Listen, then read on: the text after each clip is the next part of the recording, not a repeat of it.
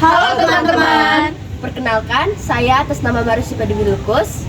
Perkenalkan, nama saya Silvia Windiara Manita Hermat.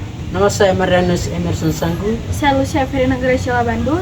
Dan saya Maria Yohana Mestimoa. Kami dari kelompok 2 akan menjelaskan beberapa contoh soal dari pembagian polinomial dengan pembagi atau QX sama dengan AX kurang B dan juga QX sama dengan AX kuadrat ditambah BX ditambah C. Selamat menyaksikan. Pada bagian yang pertama, saya akan menjelaskan mengenai pengertian dari polinomial. Jadi, polinomial adalah pernyataan matematika yang dibentuk dengan variabel berpangkat bilangan caca yang dikalikan dengan suatu bilangan dan digabungkan dengan suatu tanda bahasa, yaitu tambah ataupun kurang. Contohnya, x kuadrat ditambah dengan 3x dikurang 7, atau 4x pangkat 4 ditambah dengan 7x pangkat 3 dikurang dengan 2x pangkat 2 ditambah dengan 10x dikurang dengan 7. Lalu, salah satu cara untuk menyelesaikan persamaan polinomial adalah dengan menggunakan bagan Horner. Untuk penjelasan lebih lanjut, mari simak video kami berikut ini. Jadi di sini saya akan menjelaskan tentang pembagian polinomial dengan X sama dengan AX kurang B. Jadi diketahui Px itu sama dengan 4x pangkat 4 tambah 2x pangkat 3 kurang 6x kuadrat tambah 10x kurang 7. Dan pembaginya atau Qx itu sama dengan 2x kurang 1. Jadi menurut bagan Horner itu kita harus mencari pembuat nolnya. Karena diketahui tadi pembagi sama dengan 2x kurang 1, jadi pembuat nol kita dapat simpulkan yaitu sama dengan 1/2 atau setengah. Menurut pembagian polinomial dengan cara bagan Horner, kita harus mencari segala jenis-jenis dari koefisien yang ada. Jadi menurut pembagian polinomial dengan bagan Horner, yang bagian sini dikosongkan. Jadi ketika hal ini dikosongkan, dapat dibilang bahwa garis ini adalah apa? Dengan metode penjumlahan. Di sini karena di sini kosong, makanya 4 akan turun ke bawah. Dan ketika 4 turun ke bawah, setengah ini akan dikali dengan 4 menghasilkan 2. 2 ditambah 2 sama dengan 4. Setelah itu setengah dikali 4 sama dengan 2. Negatif 6 ditambah 2 sama dengan negatif 4. Setengah dikali negatif 4 sama dengan negatif 2. 10 ditambah negatif 2 sama dengan 8. Setengah dikali 8 sama dengan 4. Negatif 7 tambah 4 sama dengan negatif 3.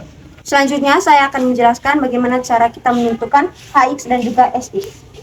Untuk SX, kita sudah tahu bahwa SX-nya itu adalah min 3. Untuk menentukan derajat dari HX, maka kita akan melihat derajat dari PX dan juga QX, di mana derajat dari PX adalah 4 dan derajat dari QX adalah 1.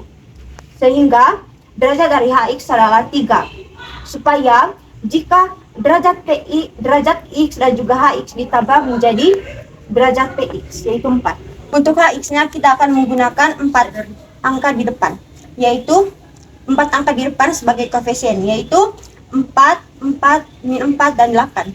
HX-nya itu 4x pangkat 3 ditambah dengan 4x pangkat 2 dikurang 4x ditambah 8.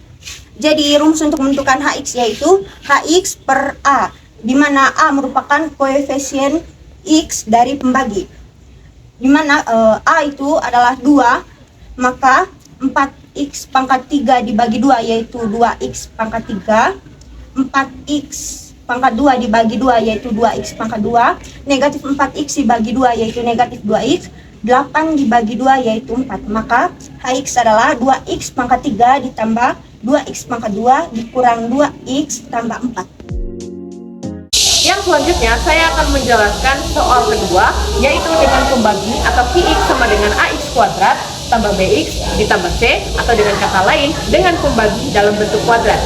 Jadi di sini kita sudah memiliki PX diketahui sama dengan X pangkat 4 ditambah 3X pangkat 3 ditambah 7X pangkat 2 ditambah 2X ditambah 10. Dengan QX atau pembaginya sama dengan X kuadrat dikurang 1. Nah, di sini sebenarnya pembagian polinomial dengan pembagi atau QX sama dengan persamaan kuadrat, kita bisa menggunakan dua cara, yaitu dengan menggunakan Horner biasa dan menggunakan Horner Sino. Namun di sini kami akan menggunakan Horner. Pembagian polinomial dengan QX dalam bentuk kuadrat menggunakan bagan Horner. Langkah pertama yang harus kita lakukan adalah memfaktorkan QX untuk mencari K1 dan K2 yang nantinya akan digunakan sebagai pembagi dalam bagan Horner. Di sini kita sudah memiliki Ix sama dengan X kuadrat dikurang 1, yang dimana jika difaktorkan akan menjadi X tambah 1 dikali X kurang 1. Dengan demikian kita bisa mendapatkan K1 dan K2, yaitu positif 1 dan negatif 1, maupun sebaliknya. Tapi kami di sini menggunakan K1 sama dengan negatif 1 dan K2 sama dengan 1. Langkah selanjutnya adalah kita memasukkan koefisien dari Px ke dalam bagan Horner, dimulai dari koefisien X pangkat tertinggi. Di sini X pangkat 4 koefisiennya 1 kita letakkan di sini. Kemudian 3 sebagai koefisien X pangkat 3 kita letakkan di sini.